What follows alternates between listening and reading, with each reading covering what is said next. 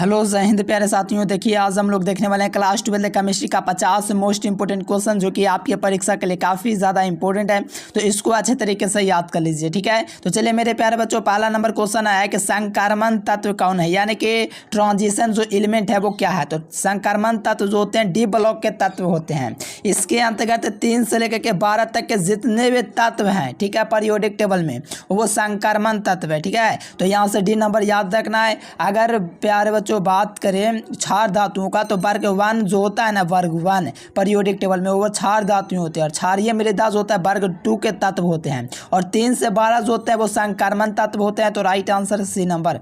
आइए अगला क्वेश्चन देखिएगा मेरे प्यारे बच्चों, XCF2 की जो आकृति होती है वो कैसी होती है, यानी कि XCF2 जो होता है मेरे प्यारे बच्चों, इसकी जो आकृति होती है वो कैसी होती है। तो देखो XCF2 एक होता है जो कि रैखिक होता है, एक XCF4 होता है जो कि वर्ग समतलीय होता है। तो हमसे XCF2 पूछा जा रहा है, तो ये आपका रैखिक इसका आकृति होता है। ठीक है, राइट आंसर जो होगा ए नंबर होगा। बहुत ही महत्वपूर्ण क्वेश्चन है, इसको याद कर लेना। अगला क्वेश्चन का आ रहा है कि मेथनॉल का, देखो अल्कोहल जो चैप्टर है उसका क्वेश्चन है कि मेथनॉल का जो सूत्र होता है क्या होता है। देखो मेथनॉल जो होता है CH3OH होता है। ठीक है, ये मेथनॉल होता है क्योंकि इसमें कार्बन एक हुआ है। अगर इसमें बात करें C2H5OH की बात, तो ये आपका एथेनॉल है क्योंकि कार्बन यहाँ पर 2 है, तो यहाँ पर कार्बन 1 है, तो ये आपका मेथनॉल होगा, और इसका राइट आंसर जो होगा ए नंबर होगा। ठीक है, याद रखना, बहुत ही महत्वपूर्ण क्वेश्चन है, राइट आंसर ए नंबर। अगला क्वेश्चन मेरे, हाँ, और जरूर से यहाँ पर आप लोग ऑल सब्जेक्ट का नोट्स ले लीजिएगा। गेस क्वेश्चन के साथ साथ पूरा एग्जाम तक हेल्प किया जाएगा। अच्छा नंबर लाना चाहते हैं जरूर से लीजिएगा।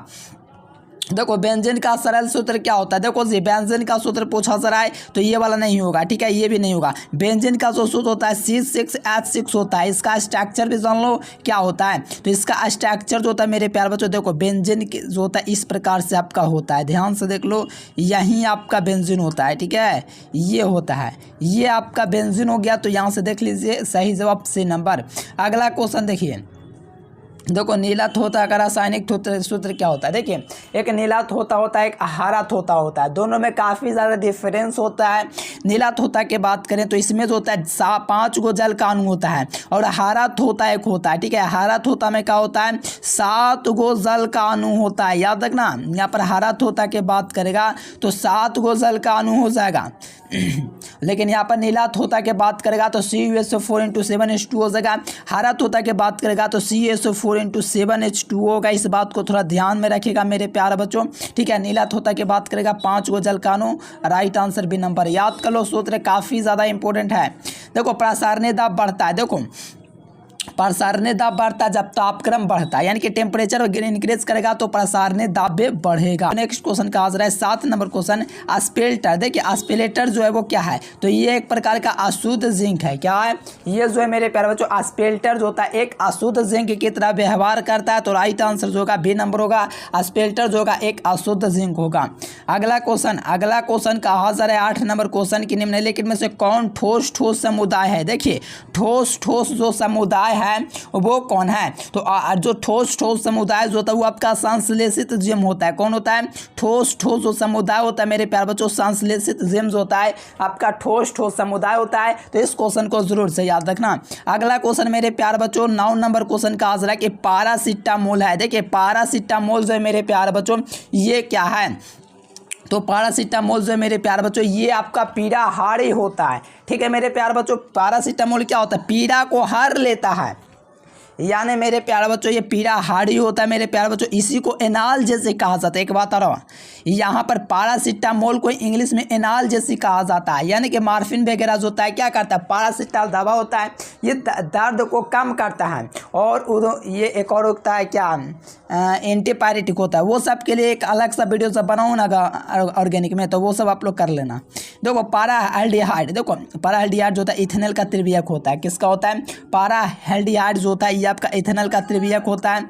ध्यान से रखेंगे, बी नंबर ऑप्शन। अगला क्वेश्चन अगला क्वेश्चन 11 नंबर क्वेश्चन का आंसर है कि निम्नलिखित में से कौन सा कमरे के ताप पर द्रव होती है। देखिए कमरे के ताप पर जो द्रव होती है प्यारे बच्चों वो कौन होता है, तो वो आपका पारा जो होता है कमरे के ताप पर आपका द्रव होता है। तो यहाँ से देखिए मेरे प्यारे बच्चों बी नंबर इसका बिल्कुल राइट आंसर हो जाएगा। काफ़ी ज़्यादा इंपॉर्टेंट क्वेश्चन है, याद रखना। अगला क्वेश्चन है 12 नंबर क्वेश्चन का आंसर है कि डोलामाइट खनिज में पाया जाता है।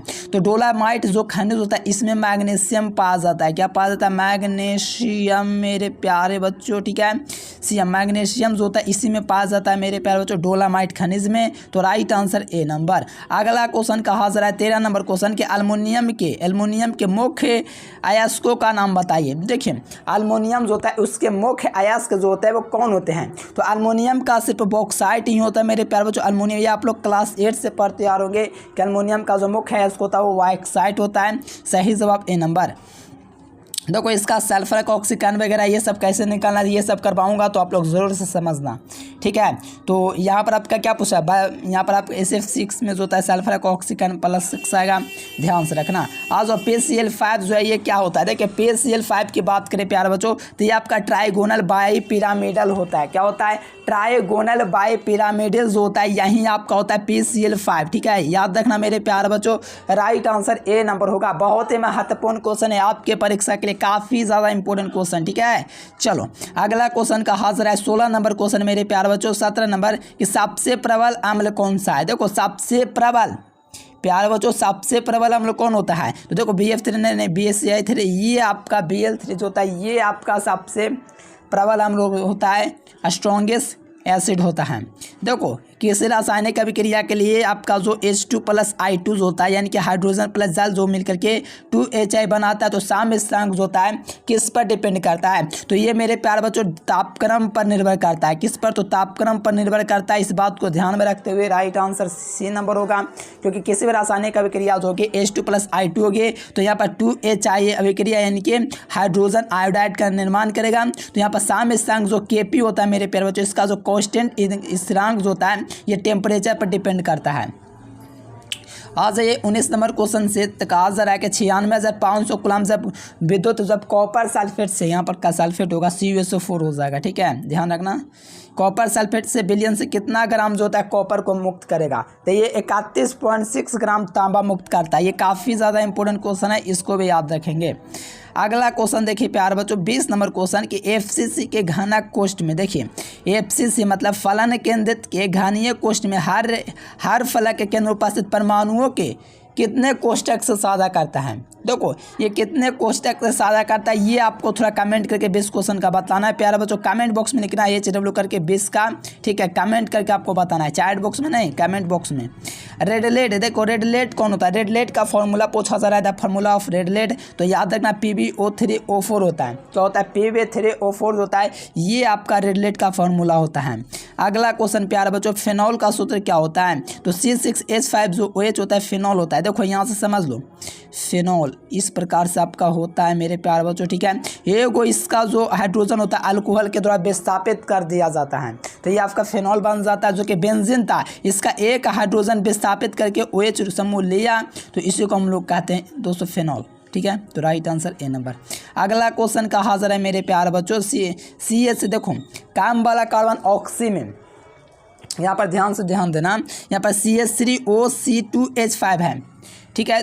तो यहाँ पर काम वाला कार्बन कौन है, ये वाला है। तो यहाँ पर मिथॉक्सी और ये वाला आपका जो है इथेन है, ठीक है। तो मिथॉक्सी एथेन देखो कहाँ पर है, मिथॉक्सी एथेन, क्योंकि काम वाला कार्बन ऑक्सी में, तो काम वाला कार्बन एक हुआ तो इसको मिथॉक्सी और दो को कार्बन यहाँ पर है तो इसको इथेन, तो मिथॉक्सी एथेन कहीं नहीं है, तो राइट आंसर डी नंबर, ठीक है। नामकरण का नाम आपको सिखा देंगे, कोई दिक्कत नहीं है, ठीक है। यहाँ से राइट आंसर डी नंबर होगा, मिथॉक्सी एथेन कहीं पर नहीं है। अगला क्वेश्चन देखिए प्यारे बच्चों ग्लूकोज होता है क्या होता है, तो ग्लूकोज होता है ये हेक्सोज होता है। ग्लूकोज का सूत्र क्या होता है C6H12O6, ठीक है, ये ग्लूकोज का सूत्र होता है। तो यहाँ से याद रखना ये हेक्सोज होता है। अगला क्वेश्चन कि निम्नलिखित में से कौन सी कमी से विटामिन की कमी से रिठौंडी होती है, तो विटामिन ए की कमी से रिठौंडी, विटामिन बी से बेरे, विटामिन सी से अस्कारवे, विटामिन डी से रेकेट। तो राइट आंसर मेरे प्यारे रसगुल्ले ऑप्शन नंबर ए।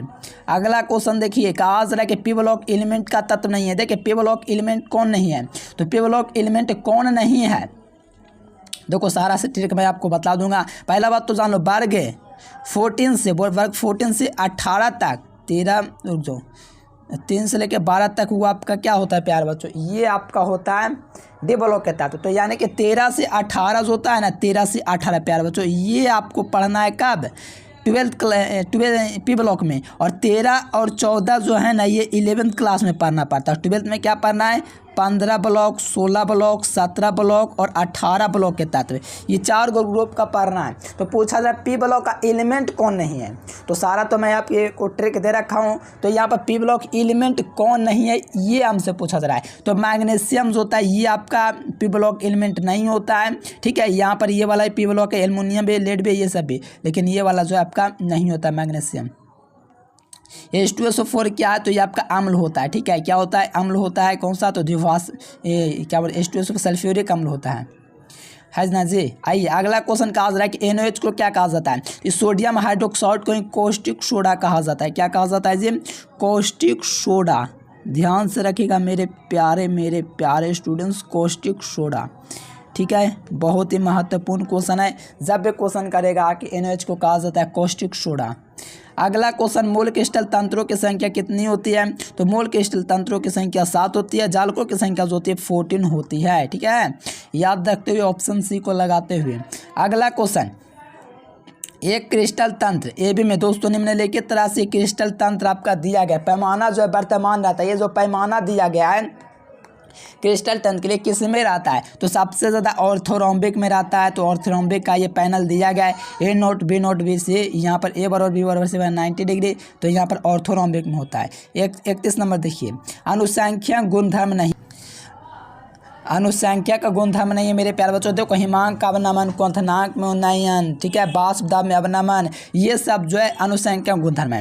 हिमांक का अवनमन, क्वथनांक में उन्नयन, बाष्प दाब का अपेक्षित का अवनमन, लेकिन प्रकाशीय क्रियाशीलता ये अनुसंख्या गुणधर्म नहीं है मेरे प्यारे लाल। आइए फैराडे का द्वितीय नियम क्या होता है, तो आप सभी बच्चों को पता है कि V1 बटे क्या होता है, E1 होता है, W बटे E2 होता है।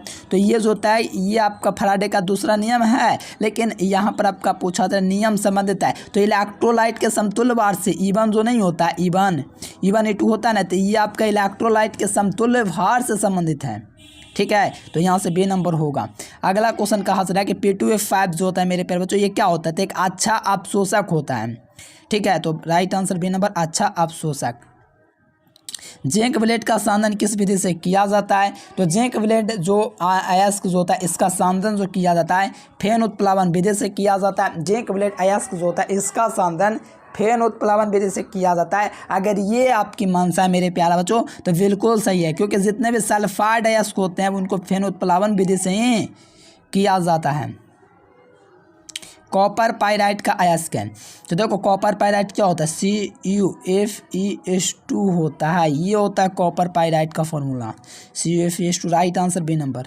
अगला क्वेश्चन मेरे प्यार बच्चों 36 नंबर क्वेश्चन के पी खंड का तत्व नहीं है। देखो पी खंड का जो तत्व नहीं है वो कौन नहीं है, तो देखो पी खंड के तत्व 13 14 तो पूछ नहीं सकता है 12th में, क्योंकि 13 14 पढ़ना था 11th में। तो 15 से जो होता है ना उसके 15 16 17 18 4 ब्लॉक होते हैं, ठीक है। इसमें से पी खंड का तत्व नहीं है तो वो आपका बेरिलियम है, ठीक है। तो राइट आंसर डी नंबर। सबसे प्रबल अम्ल कौन होता है मेरे प्यारे लाल, सबसे प्रबल अम्ल की बात कहा जा रहा है आपसे, तो देखो हाइड्रोजन क्लोराइड तो होता ही नहीं है, ठीक है, ये तो कल्पना भी नहीं कर सकते। हाइड्रोक्लोरिक अम्ल नहीं, हाइड्रोजन ब्रोमाइड भी नहीं, ये जो होता है हाइड्रोजन आयोडाइड जो होता है ये सबसे प्रबल होता है, ठीक है। Right answer D four Delhi. अगला क्वेश्चन कहा जा रहा है कि निम्नलिखित में से कौन प्रथम संक्रमण श्रेणी का सदस्य नहीं है।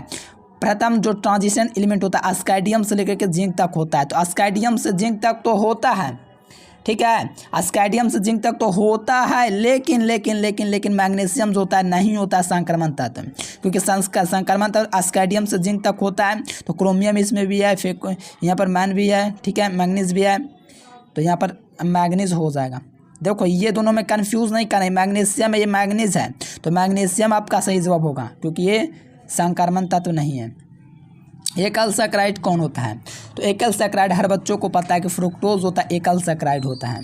अगला क्वेश्चन मेरे प्यार बच्चों, ठोंडी निम्नलिखित में से किस विटामिन की कमी से होती है? तो विटामिन ए की कमी से जो होता है वो आपका रिठौंदे बीमारी होती है। ठीक है, रिठौंदे बीमारी किस कमी से? तो विटामिन ए की कमी से। चलो आ जाओ अगला क्वेश्चन, प्राकृतिक रबर निम्नलिखित में से किसका बहुलक होता है?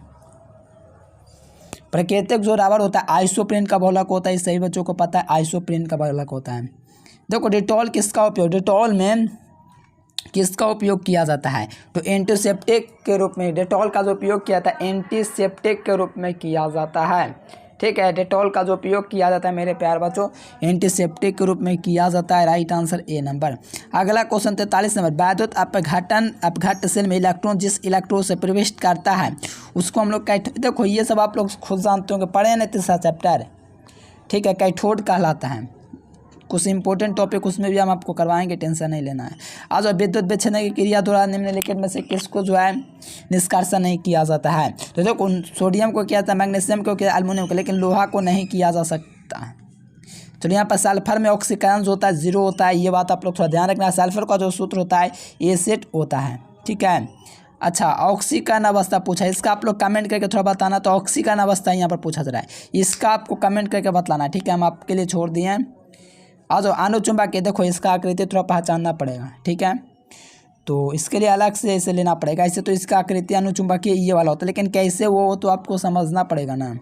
मोनोहाइड्रोजन व्युत्पन्न दोस्तों पोटेशियम हाइड्रोक्साइड से अभिक्रिया करके क्या देगा? मोनोहाइड्रोजन जो होता है मेरे प्यार बच्चों, ठीक है, ये पोटेशियम हाइड्रोक्साइड से अभिक्रिया करेगा तो एल्कीन का निर्माण कर देगा। क्या कर देगा? एल्कीन का निर्माण करेगा। एल्कीन का मतलब CnH2n। ठीक है, कार्बन हाइड्रोजन से दुगना। चलो यहाँ पर देखो बड़े पैमाने पर मेथिल अल्कोहल जो होता है पाइरोलिनियस अम्ल से बनाया जाता है। 48 नंबर, स्वार्धिक अम्लीय जो होता है एम क्लोरोफिनॉल जो होता है स्वार्धिक क्या होता है? अम्लीय होता है, मोस्ट एसिडेट होता है। प्राइमरी अल्कोहल का ऑक्सीकरण होगा, उसमें जो होगा मेरे प्यारे बच्चों एल्डिहाइड का निर्माण हो जाएगा जब प्राइमरी अल्कोहल का निर्जलीकरण होगा।